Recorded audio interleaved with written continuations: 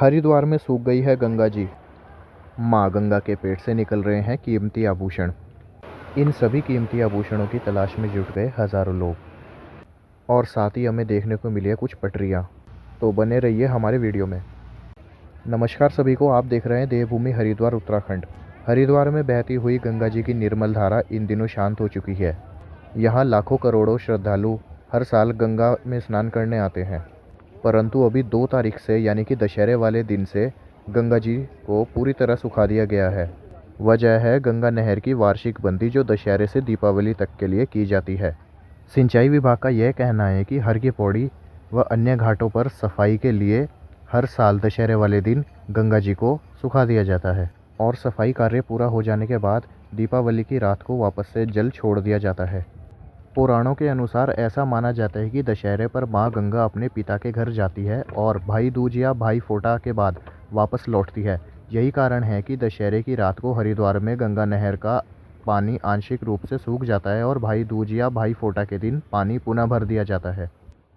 तो चलिए अब हम आपको लेकर चलते हैं नदी के थोड़ा सा बीच में। तो दोस्तों, अभी हम हैं गंगा जी के बिल्कुल बीचों बीच, और आप देख सकते हैं कि गंगा जी का जो जल स्तर है वो बिल्कुल ही कम है, जो कि ना के बराबर ही है। और आप देखिए कितने लोग यहाँ पर जो है गंगा जी ढूंढने वाले भी हैं, जिसमें पैसा वगैरह मिल जाता है जिन्हें, और कुछ लोग भी हैं जो यहाँ पे नहा रहे हैं। आप ये देखिए, ये नहा रहे हैं। जब भी गंगा जी सूखती है तो उसके पश्चात हमें यह पटरियाँ दिखाई देती हैं। लोग अक्सर यह बातें करने लगते हैं कि पहले यहाँ पर ट्रेन चला करती थी, लेकिन ऐसा नहीं है। यहाँ पर एक मैनुअल लोडिंग कार के लिए यह पटरियाँ बिछाई गई थी। वैसे तो मैं पहले भी इन पटरियों के विषय में वीडियो बना चुका हूँ। आप चाहे तो मेरे यूट्यूब चैनल पर जाकर वीडियो को विज़िट कर सकते हैं। यह पटरियाँ आज़ादी से पूर्व यानी ब्रिटिश काल के समय की है। जब यहाँ पर डैम निर्माण कार्य चल रहा था, तब अंग्रेजी हुकूमत ने इंस्पेक्शन व सामान वगैरह लोडिंग के लिए इन पटरियों को बिछाया गया था। और इन पटरियों की लंबाई वीआईपी घाट से लेकर डाम कोठी तक की है, और यह पटरियाँ वीआईपी घाट के पुल के नीचे स्थित हैं, और कुछ पटरियाँ जो आगे घाटों के नीचे दब चुकी है, क्योंकि जगह जगह अब घाट बन चुके हैं। और एक चीज़ मैं आप लोगों को और दिखाना चाहूँगा। आप ये सामने पहाड़ पर लैंडस्लाइड ज़ोन देख सकते हैं। यह लैंडस्लाइड ज़ोन 17 सितंबर की रात को बना है, क्योंकि हरिद्वार में तेज़ मूसलाधार बरसात के कारण इस पहाड़ पर बिजली गिरी थी, जिससे कि ये इतना बड़ा लैंडस्लाइड ज़ोन बन गया है। और ये लैंडस्लाइड ज़ोन 300 मीटर के एकड़ में बना है, जिससे कि भीमगोड़ा कुंड पर खतरा बन गया है, क्योंकि यह लैंडस्लाइड जोन भीमगोड़ा कुंड के ऊपर यानी कि शिवालिक पर्वतमाला पर बना है। और सर्वे के अनुसार ऐसा बताया जा रहा है कि यह पहाड़ कभी भी दरक सकता है और भीमगोड़ा कुंड को नुकसान पहुंच सकता है। अभी अगस्त के महीने में पहाड़ों में बादल फटने से आए भारी जल ने हरिद्वार में गंगा नदी को एक रौद्र रूप दे दिया था, जिससे हरिद्वार के सभी गंगा घाटों पर जल का जो निशान है वो खतरे के पार पहुंच चुका था। सामने आप सुभाष घाट की तरफ देखें, कितने लोग सोना चांदी व जेवरात की तलाश में एकजुट होकर गंगा नदी में उतर आए। अभी आपको सुभाष घाट की तरफ भी लेकर चलेंगे। उससे पहले मैं आपको यह बताना चाहूँगा कि गंगा जी पृथ्वी पर कैसे आई।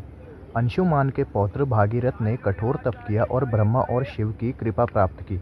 ब्रह्मा ने गंगा को पृथ्वी पर अवतरित होने दिया, जबकि भगवान शिव ने अपनी जटाओं में माँ गंगा के प्रवाह को रोक लिया, ताकि उसका वेग पृथ्वी को नष्ट न कर दे। जब गंगा पृथ्वी पर अवतरित हुई तो भागीरथ उन्हें समुद्र तक ले गए।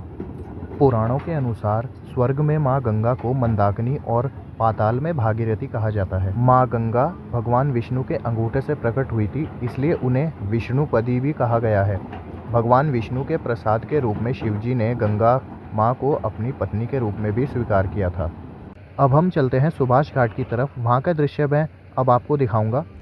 जब गंगा नहर बंद हुई, तब से हज़ारों की संख्या में पहले से घाटों पर गंगा सूखने की प्रतीक्षा कर रहे हज़ारों लोग गंगा में कुदाल खुरपी लेकर उतर गए, और फिर गंगा से सिक्के, सोना चांदी व जेवरात आदि खोजने में जुट गए। हरिद्वार में कल कल कर बहती हुई गंगा की निर्मल धारा इन दिनों शांत हो चुकी है, जिससे माँ गंगा की निर्मल तेज धारा की जगह बड़े बड़े पत्थर और छोटे टुकड़े, मूर्तियाँ, चुनरी, नारियल, पीतल, तांबे के लोटे, कपड़े नजर आ रहे हैं।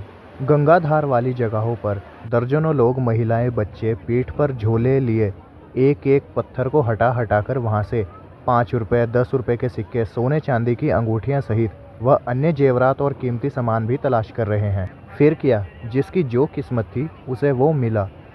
दरअसल सालों भर देश विदेश से आने वाले श्रद्धालु गंगा में अपनी मन्नतों के लिए समर्थ अनुसार सिक्के, सोना, चांदी आदि चढ़ाते हैं। मृतकों की आत्मा की शांति के लिए अस्थि विसर्जन में भी अस्थियों के साथ ही मृतक के आभूषण भी प्रवाहित किए जाते हैं। काल सर्प दोष और अन्य दोषों के निवारण के लिए भी लोग गंगा में सोना चांदी डालते हैं। इसके बाद जब गंगा नहर बंद की जाती है तो हर की पौड़ी पर तेज बहने वाली गंगा की धार कुछ दिनों के लिए सूख जाती है। फिर हरिद्वार में गंगा घाट के आसपास रहने वाले लोग गंगा की गोद से सिक्के, सोना चांदी, जेवरात व अन्य कीमती आभूषणों आदि की तलाश करते हैं। हर रोज़ सुबह से शाम तक गंगा जी के किनारे कुछ मिल जाने का इंतज़ार करते इन लोगों को माँ गंगा कभी भी निराश नहीं करती है और इन सब की झोलियाँ भर देती है। तब से आज तक नित्य वो तलाश करते ही रहते हैं, क्योंकि गंगा माँ कभी भी किसी को निराश नहीं करती। अब आ गए हम हाथी वाले पुल के ऊपर। हाथी वाले पुल के ऊपर से भी मैं आप सभी को गंगा नदी का दृश्य दिखाऊंगा कि किस प्रकार से गंगा नदी सूखी है और वहाँ पर लोग आभूषण, सोने चांदी की तलाश करते हमें दिखाई दे रहे हैं। जब तक गंगा जी यह 20 दिनों तक सूखी रहेगी तब तक हमें रोज़ ऐसा ही नज़ारा देखने को मिलेगा। मैं अब आपको नज़ारा दिखा रहा हूँ हर की पौड़ी पर ब्रह्मकुंड का, जहाँ पर आप देख सकते हैं कि ब्रह्मकुंड में जो हल्का फुल्का जल है वह छोड़ा गया है, क्योंकि हज़ारों श्रद्धालु दूर दूर से हरिद्वार में आते हैं और माँ गंगा में आस्था की डुबकी लगाए बिना नहीं जाते। सिंचाई विभाग हरिद्वार में दूर दूर से आए लाखों श्रद्धालुओं को भी निराश नहीं करना चाहता, क्योंकि दूर दूर से आया हर श्रद्धालु गंगा जी में अपने आस्था की डुबकी लगा सके। दशहरे से लेकर दीपावली तक के 20 दिन के सफाई कार्यक्रम पूरा हो जाने के बाद दीपावली की रात को वापस गंगा जी में जल छोड़ दिया जाएगा। अब मैं आपको लेकर आया हूँ भीमगोड़ा बैराज पर। वहाँ की स्थिति आप देख सकते हैं, यहाँ पर भी बिल्कुल जल नहीं है। भीमगोड़ा बैराज के अंदर इतना पानी होता है कि यदि कोई हाथी भी इसके अंदर गिर जाए उसका भी बचना नामुमकिन होता है। अभी हम चलते हैं थोड़ा नीचे की तरफ। ये देखिए, नदी पूरी तरह से सूखी हुई है। हल्का फुल्का जल जो है वो थोड़ा आगे की तरफ है, जो कि ना के बराबर है। सामने आप देखिए डैम का शटर खुला है और मैं शटर के पार आपको दिखाना चाहूँगा कि जहाँ पर इतना ज़्यादा मात्रा में गंगा जल बहता है वहाँ पर भी गंगा जल जो है बहुत ही कम है, यानी कि गंगा जल का स्तर बहुत ही कम है। सामने की तरफ आप देखिए जहाँ पे लोग नहा रहे हैं, वहाँ पे इतना ज़्यादा डुबान पानी रहता है कि हाथी भी डूब जाएगा और उसका नामो निशान भी नहीं मिटेगा। इसी से ही आप अंदाज़ा लगा सकते हैं कि जब गंगा जी सूखती नहीं है तब भीमगोड़ा बैराज के अंदर कितनी भारी मात्रा में पानी होता है। मैं आपको पुल के ऊपर से भी दिखाना चाहूँगा कि भीमगोड़ा बैराज जिसमें इतना ज़्यादा पानी रहता है वहाँ पर पानी का जो स्तर है थोड़ा सा कम है। इसका मतलब ये नहीं है कि वहाँ पे हम जा सकते हैं। आगे आप देख सकते हैं डैम के मेंटेनेंस का काम चल रहा है। आप देख सकते हैं डैम का शटर पूरी तरह से बंद है, जिससे कि हर की पौड़ी की तरफ व उससे आगे पूरी गंगा जी सूखी हुई है और सिंचाई विभाग द्वारा वहाँ पर गंगा जी की सफाई अभियान चलाया जा रहा है। 20 दिनों के सफाई अभियान के ख़त्म होने के बाद दीपावली की रात को गंगा जी में पुनः जल छोड़ दिया जाएगा। तो आज के वीडियो में बस इतना ही। मैं आशा करता हूँ कि आप सभी को गंगा जी के सूखने के बारे में जो जानकारी मिली है वो पसंद आई हो। तो हमारे चैनल को अवश्य सब्सक्राइब करें और बेल आइकन को भी प्रेस करें। धन्यवाद।